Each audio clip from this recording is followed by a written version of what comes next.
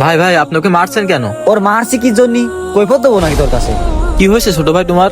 আমার দোকান থেকে 3 মাস বাকি খাই দিয়ে টাকা চাইছি, সেই মারছে। কি ব্যাপার ভাই, আপনি এই দোকানে বাকি খেয়ে টাকা দেন না কেন? আমি ওর দোকানেতে বাকি খাই টাকা দেবো কি না দেবো সেটা আমার পার্সোনাল ব্যাপার, তুই বল আর কিডা? এই তুই জানিস আমি কিডা? এই এলাকার ডন আমি। ভাই এগুলো করেন না, এগুলো ঠিক না।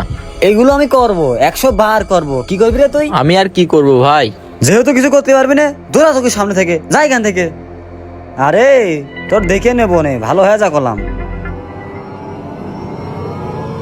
আরে এটা তো আশিক ভাইয়ের মানবে, এর ভিতর তো অনেক টাকা যায়, আশিক ভাই দিয়ে আসি।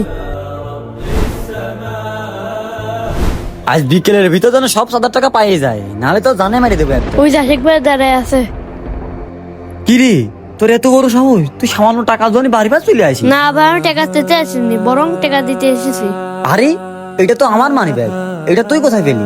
ভাই আপনার দোকান থেকে আসার সময় ওখানে ফেলেছে, চলে আসবেন।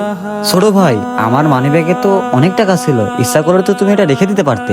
ভাই আমার মা বলেছে পরে টাকা জিনিস নিতে হয় না। আচ্ছা ছোট ভাই, তুমি এই টাকাটা রেখে দাও। না ভাই, আমরা গরিব হতে পারি কিন্তু ফকির না। প্রিয় দর্শক, যারা মাকে ভালোবাসুন তারা চ্যানেলটি অবশ্যই সাবস্ক্রাইব করুন আর কমেন্টে আই লাভ ইউ মা লিখে যাবেন সবাই।